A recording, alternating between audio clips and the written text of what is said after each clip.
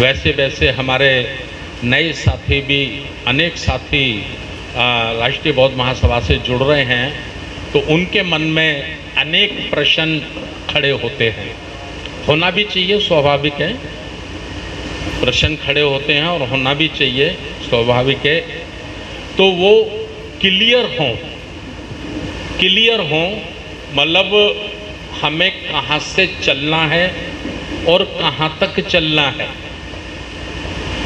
हमें अपनी यात्रा कहाँ से शुरू करनी है और कहाँ तक पहुँचना है। यदि ये बात हमारे सभी साथियों के दिमाग में ठीक से आ जाएगी तो हम लोगों की काम करने की जो गति है वो भी तेज हो जाएगी, और हमारा पड़ोसी कोई हमें कंफ्यूज करने की कोशिश करेगा तो वो हमें कंफ्यूज भी नहीं कर पाएगा। इसलिए हमने ये पॉइंट को भी जोड़ा है। तो ये जो मैंने आपको 5 बातें लिखी हैं, मुझे लग रहा है इधर के साथी नहीं देख पा रहे होंगे, इसे थोड़ा भैया घुमा दो। सबसे पहले वर्ष के 365 दिन काम करना है। अब वर्ष के 365 दिन काम करना है, ये बात लिखने की क्या ज़रूरत है, ये तो वैसे ही कर सकते हैं, है ना। एक सवाल मन में आएगा कि जब 365 दिन काम करना ही है तो लिख के ही क्यों बताया जाए। ये लिखकर इसलिए बताया गया है कि हमसे पहले जो हमारे सीनियर लोग ये काम कर रहे हैं, या 60 वर्षों से 70 वर्षों से जो लोग ये काम कर रहे हैं, वो आज तक कामयाब क्यों नहीं हुए, उनको सफलता क्यों नहीं मिली। तो उसका जब हमने अध्ययन किया, चिंतन किया, तो हम इस नतीजे पर पहुंचे कि वो प्रत्येक दिन काम नहीं करते हैं। तो वो कितने दिन काम करते हैं? 365 में से मात्र 3 दिन काम करते हैं। कितने दिन? 3 दिन। 14 अप्रैल बाबा साहब डॉक्टर अम्बेडकर की जयंती,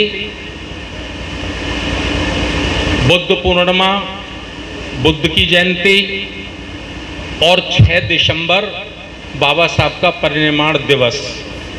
ठीक है, मैं मान लेता हूं 12 दिन और भी करते होंगे, थोड़े बहुत मिला के 12 दिन और भी करते होंगे, तो 15 दिन काम करते हैं केवल। केवल कितने दिन काम करते हैं? 15 दिन। तो 15 दिन जब वो काम करते हैं तो 350 दिन बच गए। 15 दिन काम किया उन्होंने, 350 दिन बच गए ना। और 15 दिन में जो सीखा, जो समझा, वो 50 दिन में माइनस हो गया। ये जो मेमोरी है दिमाग की, ये प्रत्येक दिन घटती है। जैसे आज आप 100 बात समझ के जाइए, 100 पॉइंट समझिए, तो 1 पॉइंट रोज कम होता चला जाएगा, और 100 दिन में आपके दिमाग से वो शून्य घोषित हो जाएगा। फिर कभी कोई याद दिलाए तो याद आएगा, हाँ वहाँ कोई कार्यक्रम हुआ था, वहाँ ये बात कही गई थी, अब मुझे याद आई है। समझ रहे ना? इसलिए 365 दिन हमको काम करना चाहिए। इसे हम एक घटना से समझ सकते हैं। वो घटना क्या है?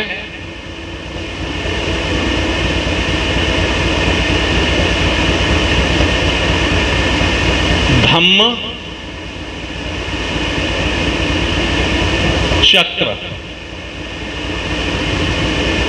ये धम्म चक्र क्या है, ये समझना होगा। भाई तथागत का दिया है ये, अशोक सम्राट ने इसका अनुपालन किया समूचे जम्मू द्वीप में, तो इसका कोई मतलब तो होगा। हम लोग अभी क्या किए कि धम्म चक्र एक भाषण बना दिया हमने, लेकिन आज तक हमने कभी इसकी बारीकी से अध्ययन नहीं किया कि धम्म चक्र का मतलब, और इस चक्कर में जो 24 कड़ियां जोड़ी गई हैं, वो कड़ी का क्या मतलब है।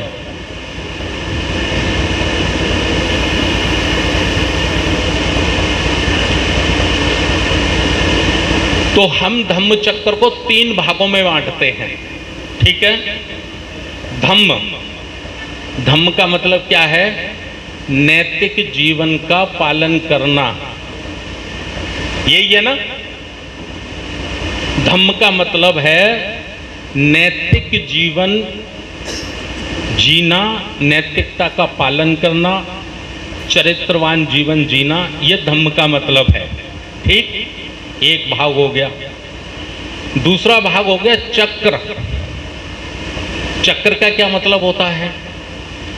चक्र का मतलब होता है चलते रहना, चलते रहना, चलते रहना, चलते रहना, चलते रहना। और जो चक्र बनाया गया है उसमें 24 कड़ी दी गई हैं, 24 दिशलाई उसमें लगाई गई। इसका क्या मतलब है? इसका मतलब है कि पूरी दुनिया में रात और दिन मिला के 24 घंटे होते हैं। 24 घंटे होते हैं, इसलिए नैतिक जीवन का चक्कर 24 घंटे चलता रहना चाहिए। यही मतलब है ना? मैं ठीक बता रहा हूं ना? धम्म चक्र का मतलब है नैतिक जीवन 24 घंटे चलता रहना चाहिए, इसलिए ये 365 दिन रखे गए। 365 दिन। इसमें मैं एक बात अपनी और जोड़ता हूं हमेशा। कुछ साथी ये कहते हैं कि साहब हमारे पास टाइम नहीं है, तो मैं उनसे एक बहुत छोटा निवेदन करता हूं, बहुत छोटा सा निवेदन। क्या निवेदन करता हूं? मैं उनसे कहता हूं कि 24 घंटे में से आप केवल और केवल 5 मिनट आप मिशन के लिए दे दीजिए, समाज के लिए दे दीजिए, महापुरुषों के लिए दे दीजिए। या तो आप सुबह के 5 मिनट दे दो, जब आप सुबह उठते हैं, फ्रेश होते हैं, ब्रश करते हैं, उसके बाद 5 मिनट बैठकर बुद्ध के जीवन का स्मरण करिए, फूले का स्मरण करिए, संत रविदास का करिए, कवि का करिए, बाबा साहब का करिए। उनके जीवन को केवल स्मरण करिए मन में, और कुछ मत करिए। इतना भर कर लीजिए बस। अगर सुबह नहीं कर सकते हैं, आप नौकरी करते हैं, बिजनेस करते हैं, कुछ भी करते हैं, तो शाम को जब घर आते हैं तो खाना खा के जब आप सोते हैं, तो सोते वक्त 5 मिनट घड़ी से लगा के 5 मिनट केवल महापुरुषों के जीवन को आप अपने मन में दोहरा लीजिए, स्मरण कर लीजिए आंखें बंद करके।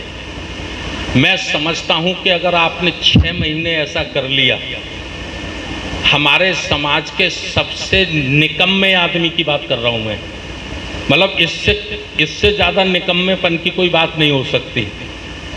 मतलब जो सबसे निकम्मा व्यक्ति है, या हम अपने शब्दों में उसको निठल्ला भी कहते हैं, अगर वह व्यक्ति भी ये 6 महीने कंटिन्यू 5 मिनट उसने 24 घंटे में महापुरुषों के जीवन का अध्ययन चिंतन करना शुरू कर दिया, तो वो व्यक्ति निश्चित रूप से खड़ा हो जाएगा कि मेरा भी जीवन है, मैं भी इंसान हूँ, मैं भी इस आंदोलन में अपनी सहभागिता करना चाहता हूँ। मुश्किल ये कि आदमी शुरू करता ही नहीं। बुद्ध ने भी अपनी शिक्षाओं में कहा है, भगवान बुद्ध ने भी कहा है कि पहला पग तो रखो, पहला कदम तो रखो, पहला कदम रखो और दूसरा कदम उठाओ। इतना भर अगर आप कर सके तो आप दुखों से मुक्त होने वाले मार्ग को बहुत जल्दी हासिल कर लेंगे। बुद्ध ने भी अपने शब्दों में कहा है। तो ये मैंने धम्म चक्र का बताया। दूसरा है धार्मिक संस्कृति। हमारे देश में आज जो मुख्य संघर्ष है वो राजसत्ता का संघर्ष नहीं है। हम जो देखते हैं हमें दिखाई ये पड़ता है कि राजसत्ता का संघर्ष है। राजसत्ता का संघर्ष नहीं है। संघर्ष दो विचारधाराओं का है, दो संस्कृतियों का संघर्ष है। एक संस्कृति है आर्यों की संस्कृति, जिन्होंने हमारी श्रमण संस्कृति को समाप्त करके खत्म करके अपनी वैदिक संस्कृति का मनुवादी व्यवस्था का, मनुवादी संस्कृति का उन्होंने सर्जन किया और बलपूर्वक और छल पूर्वक उसे हमारे पूर्वजों पर थोपने का काम किया। हमारी संस्कृति, हमारी भाषा थी पाली। जैसे आज जनमानस की भाषा हिंदी है, वैसे ही उस समय हमारी जनमानस की भाषा पाली हुआ करती थी। तो पाली को समाप्त कर दिया, बुद्ध की शिक्षाओं को समाप्त कर दिया। तो हमें बड़े पैमाने पर इसका प्रचार प्रसार करके इसे पुनः भारत में हमको कामयाब करना है। ये राष्ट्रीय बौद्ध महासभा का उद्देश्य है।